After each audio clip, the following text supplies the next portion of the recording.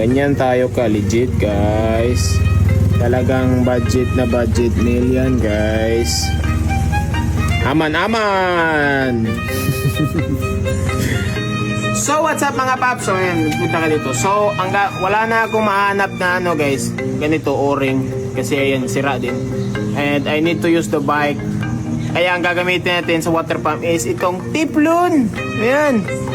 So may nakalagay dito na ano, kasi pang tubig ito eh. So tubig din to eh. So pwede yan eh. Okay, ayan. Nilagyan ko na dito guys. So ayan, tignan mo. Ayan, tignan mo paano kung nilagay. Yan. So nakatiplo na yun. So dito na naman sa ilalim. So ikutin mo lang siya ganyan. Yan. Ay ay. Wait lang kasi ano yung tiplo. So ito guys, I'm sure nagagana ito sa makina natin kasi syempre water sealing eh, gumana nga ito sa hose eh. Tapos sa makina pa kaya. O syempre yung makina iinit yan pero hindi yan naabot sa temperatura na masisira din to kasi this is parang silicone din to eh. So para lang din siyang ano guys, so wait lang. Ayusin ko lang pagkalagay. Okay. Ganyan.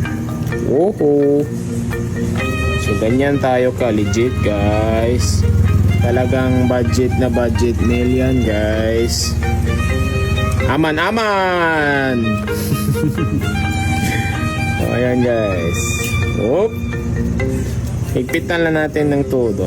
Ayan. Lagyan pa natin para mas more sealing in the engine. Okay. So, hiniram lang namin tong Teflon ng tatay ni Zombie Mob. So, para lang magamit to. Teflon natin. Para mas lalo natin higpitan, mas lalo siyang mag-tight. The tighter it is. Okay, ganyan. Dito sa kabila, kulang. Double safety lang para wala nang baklasan. So, ito is 100% reusable and, uy, wala na. Ubusan na ako. So, pray to the Lord na lang tayo na hindi na ito magli-leak para wala nang baklasan ulit. Okay. Ganyan. And ganyan lang. And we're done. So, pwede na yung isalpak. Oh, pwede nyo na yung isalpak inside your engine. So, let's try it. So, bulitan lang natin eh. Kita bulit rabe. So, mag-double purpose din tayo. Lalagyan natin ng konting silicone lang dito para extra sealing. So, ganyan yung gagawin natin. Isang ko lang.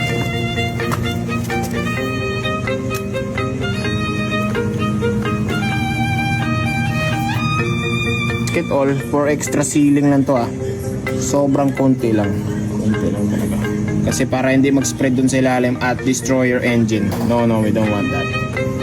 So konti lang, parang secure lang to para maging silicone din siya. So extra seal yan. Dito sa ilalim na naman dito ikutin na natin siya ganyan.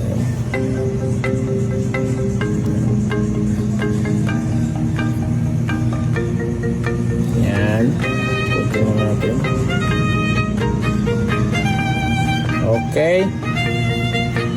Ganyan. And we're good to go. Tara, salpak natin. Patasa. Salpak na natin siya. Tignan mo gaano ka tight yan. Higpit.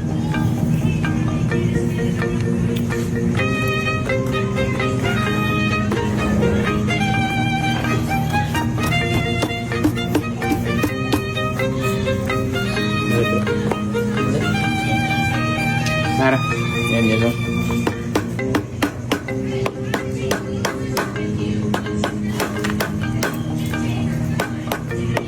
Kaya tignan mo, nagsisit na siya. Yun.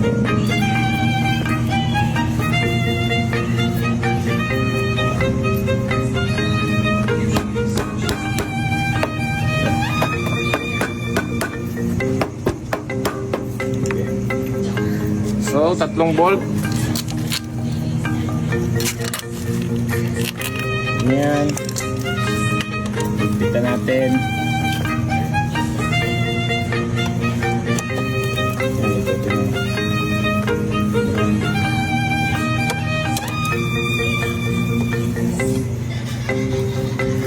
Okay.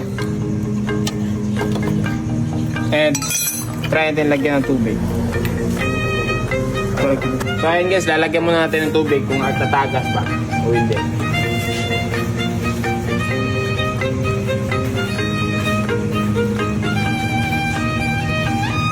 Ayan, puno na yan ha. So kung may leak yan, tatagas yan. Kasi nakatry ako eh, pag may leak tatagas. Ayan, dito ang side. So far, wala namang tagas. So pressurize natin para sure. Ayan, pressurize natin ha. Tabon. This is good.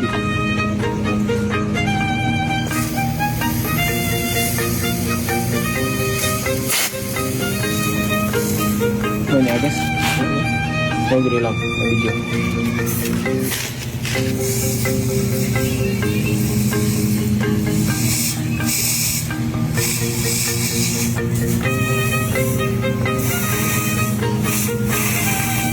So, goods naman guys.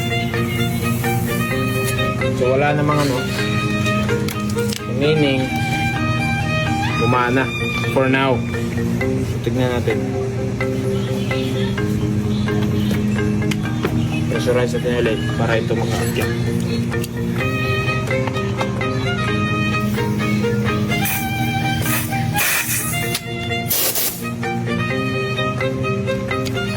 So far, wala naman. For now. So sa tingin ko guys, gumana. And we're gonna try. Ayan o. Kitang-kita nyo yung tiplo natin. Pero yung gitna dyan, nakasil yan. So ito, goods lang yan. Ito din, goods. Talpak na natin. Let's go. Tara. So guys, pinatakbo na namin si PCX guys. Hindi ko lang na-videoan pero hindi mo matouch yan sa sobrang init yan. Oh, hindi nga yung laway ko, hindi nga nag-ano sa ano, sobrang init. Sobrang init yan. So ayan, wala na siyang tagas. So hindi yan tagas sa oil yan. So tignan mo din sa taas. Wala, it's dry. Kasi yan yung problema ko dyan eh. Sa ilalim naman,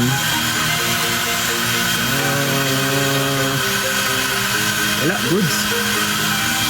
Walang leak. Walang ano sa ilalim.